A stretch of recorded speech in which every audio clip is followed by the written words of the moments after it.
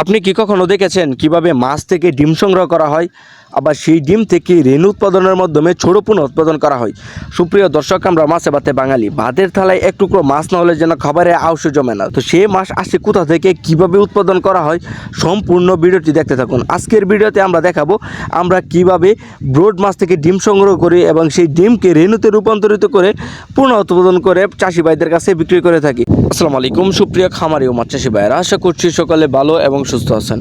তো বরাবরের মতো আপনাদের মাঝে নতুন একটি ভিডিও নিয়ে হাজির হলাম। আজকে আপনাদের দেখাবো আমরা কিভাবে পুকুর থেকে ব্রড মাছ হাউজে উঠাই। হাউজে উঠানোর পরে আমরা শাওয়ারিংয়ের মাধ্যমে এই মাছগুলো হরমোন পুশ করেই আমরা ডিম সংগ্রহ করি এবং সেই ডিম থেকে রেণু উৎপাদন করি। সুপ্রিয় দর্শক, দেখতে পাচ্ছেন এখানে পাবদা মাছের ব্রড মাছ বাছাই করা হচ্ছে। এখানে বাছাই করা হয় মূলত, এখানে পুরুষ মহিলা একসাথে দুটোই রয়েছে, যার কারণে প্রথম অবস্থায় আমাদের হরমোন পুশ করার জন্য এই মাছগুলো আলাদা করে নিতে হবে। এরপর আমরা এই মাছগুলো হরমোন পুশ করার পরে 8 থেকে 9 ঘন্টার ভিতরে এই মাছগুলো ডিম দেওয়া শুরু করবে এবং ডিম দেওয়া কমপ্লিট করবে। দেখতে পাচ্ছেন আমরা এখানে যে শাওয়ারিংয়ে রেখে দিয়েছি এই মাছগুলো বাছাই করার শেষে আমরা এই মাছগুলো এখন নিয়ে আসছি হরমোন পুশ করার জন্য।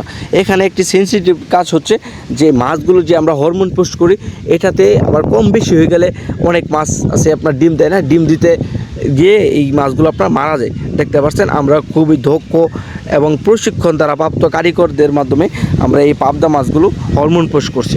দেখতে পাচ্ছেন এই হরমোন পুশ এখানে করা হচ্ছে মূলত উপরে একটি নেট দেওয়া আছে, কালো নেট। এই নেটগুলোর মাধ্যমে পাবদা মাছের গ্রোথ থাকবে এবং নিচে যে ডিমগুলো দিবে ওই ডিমগুলো নিচে পড়ে যাবে। এরপর আমরা এটাতে শাওয়ারিংয়ের ব্যবস্থা করে আমরা এটাতে রেণুতে রূপান্তরিত করব। সুপ্রিয় দর্শক, দেখতে পাচ্ছেন আমাদের হরমোন পুশ কাজ চলমান রয়েছে। যে সকল খামারি ভাইয়েরা পাবদা মাছের রেণু এবং ধানি পোনা নিতে চান তারা আমাদের ভিডিওর স্ক্রিনে দেওয়া নাম্বারে যোগাযোগ করে আমাদের কাছ থেকে সংগ্রহ করতে পারবেন। আমরা সমগ্র বাংলাদেশে অক্সিজেন প্যাকেটের মাধ্যমে হোম ডেলিভারি করে থাকি, অথবা আপনি এসে সরাসরি পাবদা মাছের পাশাপাশি যে কোনো মাছের রেণু এবং ধানি পোনা নিতে কল করুন আমাদের স্ক্রিনে দেওয়া নাম্বারে। আপনারা বাংলাদেশের যে কোনো প্রান্ত থেকে এই মাছগুলো অর্ডার করে আমাদের কাছ থেকে সংগ্রহ করতে পারবেন।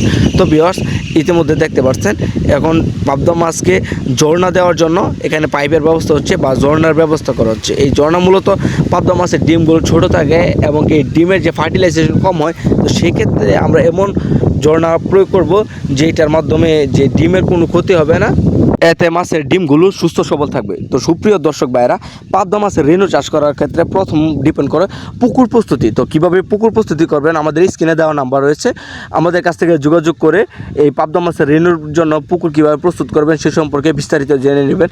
এছাড়াও আপনারা যারা পাবদা মাছের পাশাপাশি অন্যান্য কার্প এবং ক্যাটফিশ জাতীয় মাছের রেণু এবং দানিপোনা নিতে চান তারা আমাদের স্ক্রিনে দেওয়া নাম্বারে যোগাযোগ করে আমাদের কাছ থেকে সংগ্রহ করতে পারবেন। আমরা সমগ্র বাংলাদেশে হোম ডেলিভারি করে থাকি, অথবা আপনি এসে বাংলাদেশের যে কোনো প্রান্ত থেকে অর্ডারের মাধ্যমে আমাদের কাছ থেকে এই পাবদা মাছের পোনা সংগ্রহ করতে পারেন। ধন্যবাদ।